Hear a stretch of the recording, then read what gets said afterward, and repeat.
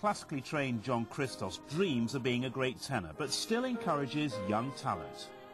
Teaching's always been a passion of mine. I mean, even when I was at the Royal Northern, because of my kind of musical training at Cheetham's, I was always working with even friends in my year, you know, just because I've got that kind of ability. It's not being big-headed or anything like that. We all work together and help each other out, but teaching is something that I want to carry on all my life. Let's do one. The good thing about Hannah, and what I enjoy teaching about Hannah is that she listens and she does all the work, you know, kind of in between the lessons, which is where all the work's done, really. And Hannah does that, and she's improved drastically in such a you know, short space of time. Good, very good. He's a fantastic teacher. I mean, I've learned more with him in the few months that he's been teaching me than I have, like, all my singing life, so. I kind of go into a different mode when I'm teaching. I don't really think about anything about myself as a singer. I'm purely in teacher mode. But the buzz that I get is when I see them getting better, and I see the look of joy on their face, like when they do something and it's for the first time and they think, oh God, I didn't know how to do that. Then yeah, of course it makes you feel great about yourself. In the early stages of Jon, I was getting blown away with what we were recording, all the early demo stuff, and I wanted another opinion. So I put a CD in the post and I sent it to Peter Throm to let Eric Kunzel have a listen. And within a few days, I got an email back on the lines of, who is this superstar? This sounds awesome. Can we check his availability? And I can't tell you, I was doing backflips, thinking, Christ, we've not even finished an album. And here we are, we've got, you know, the hardest market to crack in the world is America. And now I've got him on with the most recorded orchestra in the world and the most famous conductor in America.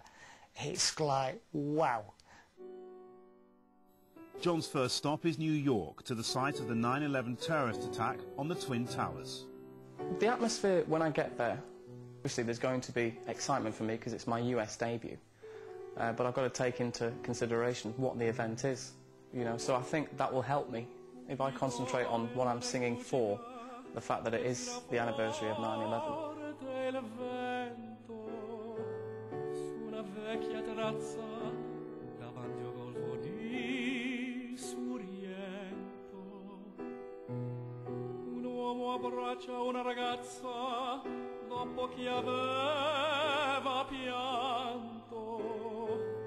Poi si schiarisce la voce e ricomincia il canto.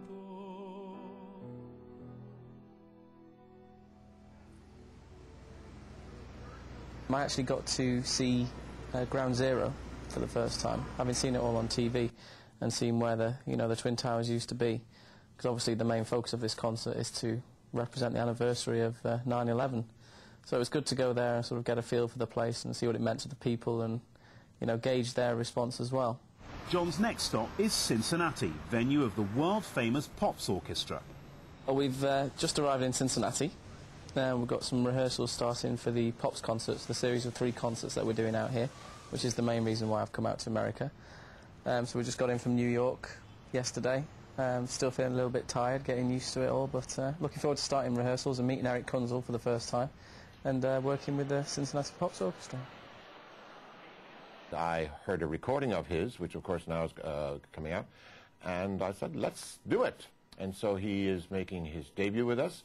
He's going to have a brilliant career, and so I'm quite honored that he's making his debut with our orchestra right here in Cincinnati. And for Jon to get the kind of recognition that he has already at this time in his life is amazing. It's nothing short of amazing, and the kind of press that he's gotten, but it's only because of his natural ability.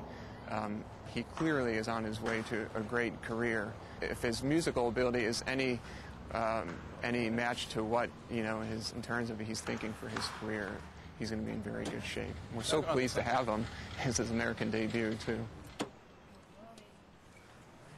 Well, we're off to Fox 19 Studios to do a little piece promoting the concert this evening. Obviously it's the first night of the Cincinnati Pops tonight, so we're just going on there. I'll say a few words, talk about the concert, possibly do a little bit of singing, see how we go. Jon is on a whistle-stop tour to promote the concert that will take place that evening. Pleasure to meet you. Good to meet you. Thank you so much for being here this morning. Pleasure. First visit to the United States. Yeah, well, we came to New York first for a couple of days, and then we came over here, and yeah, it's great. Right now, we are going to get a taste of Jon Christos. Thank you so much for performing for us this morning. I'll step out of the way and let you take the stage, sir.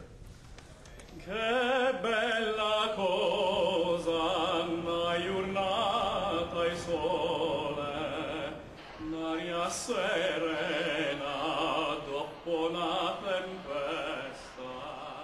Well, I don't think you're human if you don't have a little bit of adrenaline or nerves on an occasion like this, but you've got to learn how to control them. God willing, I'll be able to do that. However, I could really do with my mum right about now. I think the fact it's 9/11 anniversary and at the last minute they turned around and asked Jon to sing their national anthem and come out with the flag. He had no hesitation in saying yes, but he's been quickly learning it. We've been in the, every time we get in a lift or in and out of a car or somewhere, I can hear him humming it.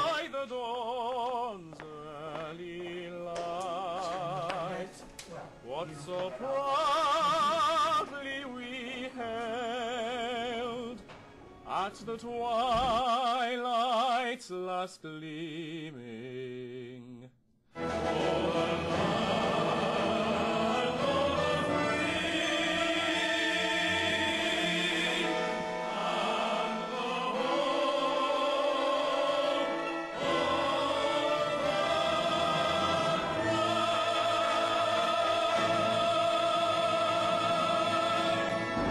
Amazing.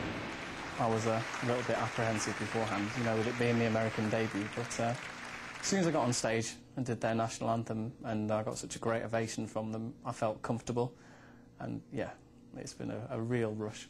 I've been looking forward to this for a long time, but it was great.